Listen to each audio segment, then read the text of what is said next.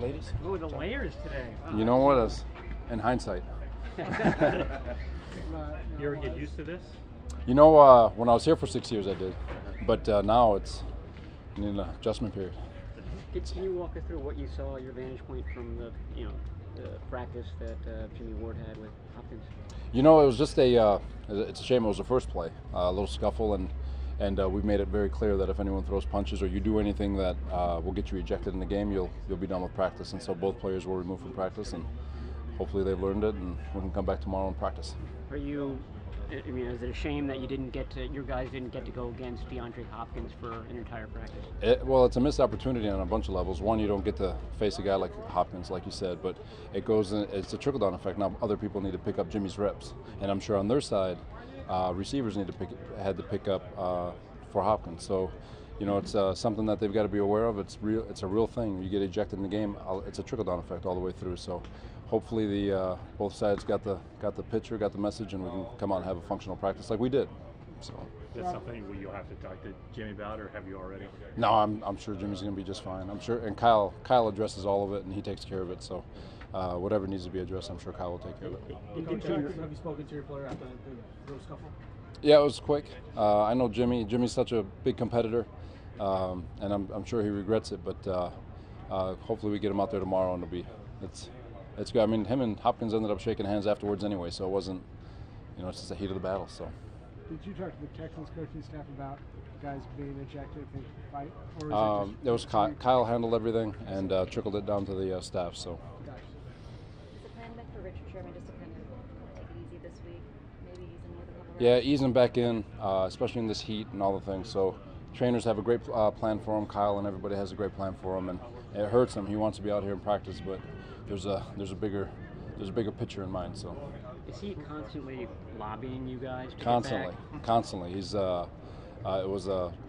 Kyle had a inner demon fight with himself to not listen to what Sherman was going to bring to him. But no, Sherman wants to be out here, especially coming on the road, practicing in another environment. He wants to be here. He wants to be with his teammates, and that's the type of man he is. So he'll get his opportunity, but it's trying to be as smart as we can with him. I mean, he's 30. He knows this defense inside and out. I mean, do you like to see that from him? Does that tell you that, okay, this guy's still the same guy he was?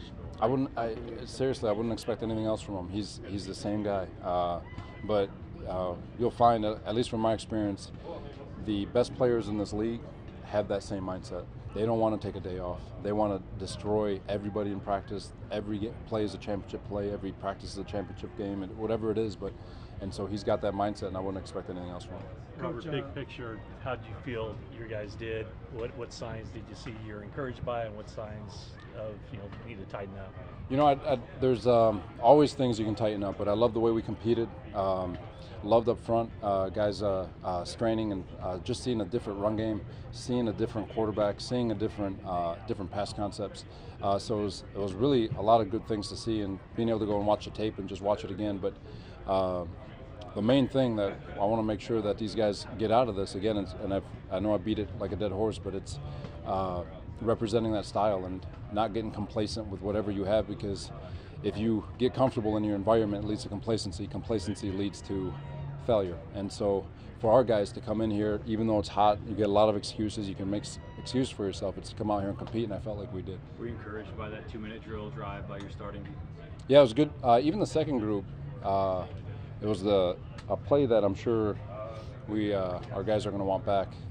Easy concept to defend in the coverage that we were in, and we just got a little bit aggressive with it. So good on both groups. Just gave up the touchdown, and it's an easy fix. Is that kind of the thing, like with Tarvarius, a good play, bad play, just string together the good plays? Those are things he's got to feel. So on the first play, he was in great position. He's on top, lead position. They came back on the back shoulder next time because of his style of play being on top. And so for him, that's the cat and mouse game. He's got to learn when is it okay to be on the low hip? When can I stay on the high hip? Just going back and forth and understanding that if you're on top as much as he was, they can go back door and back shoulder you. So a great sequence of events for him to learn off of, and he had a really good day off of what I saw with one-on-ones and teams. So excited to get to the tape and see what he looked like. Coach, what is it like to be able to face DeAndre Hopkins and guys like that in practice? It is. It's anytime you get to face a premier player like Hopkins, it's always beneficial for everybody.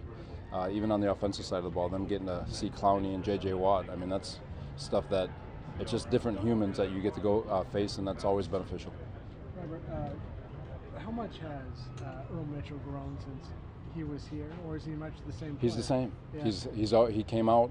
I feel like he came out of the womb a grown man. So he's just straight business. He's got objectives. He's got goals, and he is a grown man, and that's what Earl is, and he's been that since the first day I met him. Did you have any noticeable takeaways of the pass rush? I know that was an area you were looking at going in.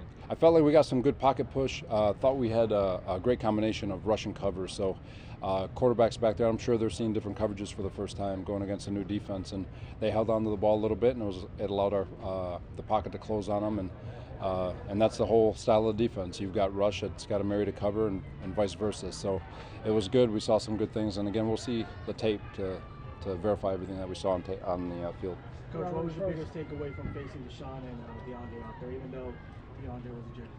DeAndre, hopefully we get to see him tomorrow, but for Hopkins, he's not in practice. He's not his full self. I mean, he's a scrambler. He's going to keep things off schedule. They've got their read zone. I'm sure they've got in their package. So we're not getting to see the whole package of DeAndre Hopkins. So mainly being able to see a different scheme and a run game and all that stuff is what's been the most benefit.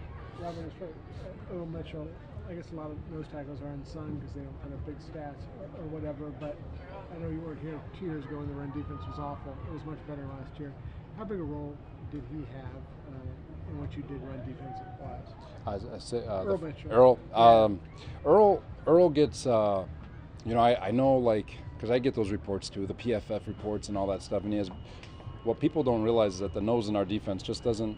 They grind. They keep the double team off. They keep the linemen from getting up to the linebackers. They do all the dirty work. They don't get a lot of fanfare. So Earl is a big staple in this defense. He's a clog in the middle, and he takes up he gets beat up a lot so other people can make plays, and that's his role. He's a grunt. So, and he's been a big integral part to what we do. That's good. Thank you. All right, thank you. Appreciate it. Thanks, everybody. Got Dante here.